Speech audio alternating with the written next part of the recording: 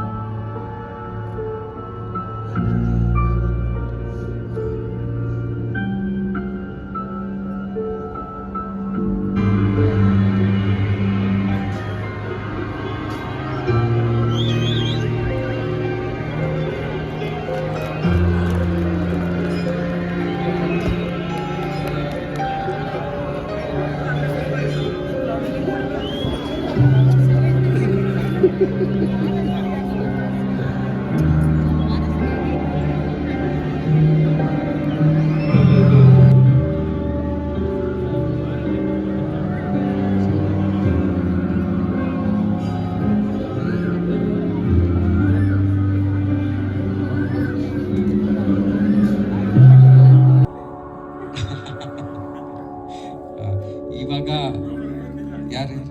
ಇನ್ಯಾರು ಇದ್ದೀರಾ ನಮ್ಮ ತಂಡ? ಸರ್ ಬನ್ನಿ ಬನ್ನಿ ಬನ್ನಿ, ಪ್ಲೀಸ್ ಬನ್ನಿ ಬನ್ನಿ. ಇದುವರೆಗೂ ಒಂದು 30-40 ಸಿನಿಮಾ ಮಾಡಿದ್ದೀನಿ. ಇದು ಒಂದು ಉನ್ನತವಾದ ಪಾತ್ರ.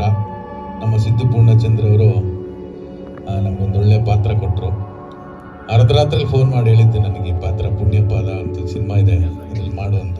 ಮನುಷ್ಯನಾಗಿರೋದು ಅಂತ ನನ್ನ ಭಾವನೆ. ಒಟ್ಟಲ್ಲಿ ಹೇಳಬೇಕು ಅಂದರೆ ನನಗಂತೂ ನಾನು ಭಾಷಣೆ ಎಷ್ಟು ಬೇಕೋ ಅಷ್ಟೇ ಅಗತ್ಯಕ್ಕೆ ತಕ್ಕಂತೆ ಅದನ್ನು ಅಳವಡಿಸಿದ್ದಾರೆ. ನಿಜವಾಗ್ಲೂ ಅದ್ಭುತವಾಗಿದೆ. ಇದರಲ್ಲಿ ಒಂದು ಜಾಲತಾಣಗಳನ್ನ ಬಳಸ್ತಾ ಇದ್ವಿ. ನಿಜವಾಗಿಯೂ ನಮಗೆ ನೈತಿಕತೆ ಇದ್ರೆ, ಒಂದೊಳ್ಳೆ ಸಿನಿಮಾವನ್ನ ಗೆಲ್ಲಿಸ್ಬೇಕೆನ್ನುವಂತಹ ಹಂಬಲ ಇದ್ರೆ, ನಿಜವಾದ ಕನ್ನಡಿಗರು ನಾವಾಗಿದ್ರೆ ಹೊಸ ಪ್ರತಿಭೆಗಳನ್ನ ಬೆಳೆಸುವಂತಹ ಆತ್ಮಸ್ಥೈರ್ಯ ಮತ್ತು ಆತ್ಮಸಾಕ್ಷಿ ನಮ್ಮಲ್ಲಿದ್ರೆ, ನಾವು ಮಾತಿಗೆ ಸೀಮಿತವಾಗೋದ್ರ ಬದಲು ನಮ್ಮ ಸಾಮಾಜಿಕ ಜಾಲತಾಣಗಳಲ್ಲಿ ಈ ಪಾದ ಪುಣ್ಯಪಾದ ಸಿನಿಮಾವನ್ನ ಒಂದು ಅದ್ಭುತ ಮಟ್ಟದಲ್ಲಿ ಕೊಂಡೊಯ್ಯುವಂತಹ ಕೆಲಸವನ್ನು ಮಾಡಬೇಕಾಗಿರ್ತಕ್ಕಂಥ ಕನ್ನಡಿಗರು. ನಾವೆಲ್ಲ ಕಡೆ ಹೇಳ್ತಾ ಇರ್ತೇವೆ, ಬರೀ ಮಾತಿಗೆ ಸೀಮಿತವಾಗ್ತವೆ. ದಯವಿಟ್ಟು ಮಾತಿಗೆ ಸೀಮಿತ ಆಗೋದು ಬೇಡ. ಒಂದೊಳ್ಳೆ ಅದ್ಭುತವಾದಂಥ ಸಿನಿಮಾ ಮೂಡಬೇಕಿದೆ. ಇತ್ತೀಚಿನ ದಿನಗಳಲ್ಲಿ ಅದ್ರ ಬಗ್ಗೆ ನಾನು ರಿವ್ಯೂ ಮಾಡಿದ್ದೆ. ಆ ನಂತರದಲ್ಲಿ ಅವ್ರು ತಾರಿಣಿ ಅಂತ ಹೇಳಿ ಒಂದು ಪಿಕ್ಚರ್ ಮಾಡಿದ್ರು. ಕಳೆದ ವರ್ಷ ಇಲ್ಲಿ ಅದು ಪ್ರದರ್ಶನ ಆಗಿತ್ತು ಅಂತ ಕಾಣುತ್ತೆ. ಇವತ್ತು ಅನಿರೀಕ್ಷಿತವಾಗಿ ನಾನು ನಿನ್ನೆ ಫೋನ್ ಮಾಡಿದಾಗ ಅವ್ರದ್ದು ಇನ್ನೊಂದು ಫಿಲಮ್ಮು ಪುಟ್ಟಣ್ಣನ ಕತ್ತೆ ಅಂತೇಳಿ ಒಂದು, ಅದು ನಾನು ನೋಡೋಕ್ಕಾಗಲಿಲ್ಲ. ಅವ್ರು ಬೆಂಗಳೂರಿಂದ ಫೋನ್ ಮಾಡಿದಾಗ ಅವರು ಇದೇ ಥರ ಒಂದು ಸಂವಾದದಲ್ಲಿದ್ದರು. ಇವತ್ತು ಈ ಫಿಲಮ್ ನೋಡಿ ಒಂದು ರಿವ್ಯೂ ಮಾಡುವ ದೃಷ್ಟಿ ಬಂದರೆ ಆಟೋ ಓಡಿಸ್ಕೊಂಡು ಈ ಚಿತ್ರರಂಗಕ್ಕೆ ಬಂದು ಈ ಮಟ್ಟಕ್ಕೆ ಬೆಳೆದಿರೋದು ಭಾಳ ಸಂತೋಷದ ವಿಚಾರ. ಇದು ಅಭಿನಯ ಸರಸ್ವತಿ ಎಲ್ಲರಿಗೂ ಬರೋದಿಲ್ಲ. ಇದು ಕಷ್ಟಪಟ್ಟು ಹಗಲು ರಾತ್ರಿ ಏನಿದೆ ಕಷ್ಟಪಟ್ಟು ಮಾಡಿರೋಂತಹ ಒಂದು ಕಷ್ಟಜೀವಿ. ದೇವರು ಕಡೆಯವರೆಗೂ ಪಾದನ ನಿಜವಾಗಿ ಕಾಲಿಗೆ ಅದು ರೋಗ ಬಂದಿರೋನೋ ಆ ಥರದಲ್ಲಿ ಒಂದು ನೈಜವಾದ ಒಂದು ತಗೊಂಡು ಅದೇ ತಕ್ಕನಾಗಿ ಒಂದು ಕಥೆಯನ್ನು ಹೇಳ್ಕೊಂಡೋಗಿದ್ದಾರೆ.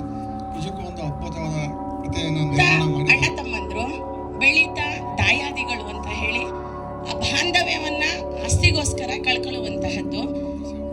ಏನೇ ಆಗಲಿ ಕೊನೆಗೆ ಉಳ್ಕೊಳ್ಳೋದು ಸ್ವಂತ ಸಂಬಂಧಗಳು, ಸ್ವಂತ ಬಾಂಧವ್ಯಗಳು ಅನ್ನೋದೇ ಈ ಚಿತ್ರದಲ್ಲಿ ಕೊಟ್ಟಿರುವಂತಹ 3 ಸಂದೇಶಗಳು. ಇಲ್ಲಿ ನೀವು ಒಂದು ಗಮನಿಸಿ, ಈ ಲೀಡ್ ರೋಲ್ ಮಾಡಿರುವಂತಹ ಆಟೋ ನಾಗರಾಜ್ ಅವರು ಯಾವುದೇ ನಟನೆ ತರಬೇತಿ ತಗೊಂಡಿಲ್ಲ. ನೈಜವಾಗಿ ಯಾವುದೋ ಒಂದು ಹಳ್ಳಿ ಪ್ರತಿಭೆ. ನಮ್ಮ ಧನಂಜಯ ಹೇಳ್ತಾರೆ ಹೇಳ್ತಾರೆ ಬಡವ್ರ ಮಕ್ಕಳು ಬೆಳಿಬೇಕು ಅಂತ. ಅದು ಖಂಡಿತ ಇವ್ರಿಗೆ ಒಂದು ನಿದರ್ಶನ ಆಗುತ್ತೆ ಅನ್ನೋದು ನನ್ನ ಭಾವನೆ. ಇನ್ನು ನಿರ್ದೇಶಕರ ಬಗ್ಗೆ ಬಂದಾಗ ಹೊಸ ಪ್ರತಿಭೆಗಳನ್ನ ಹುಡುಕಿ ಅವ್ರ ಮೇಲೆ ಪ್ರಯೋಗ ಮಾಡಿರೋದು ಇಲ್ಲಿ ದೊಡ್ಡ ವಿಷಯ.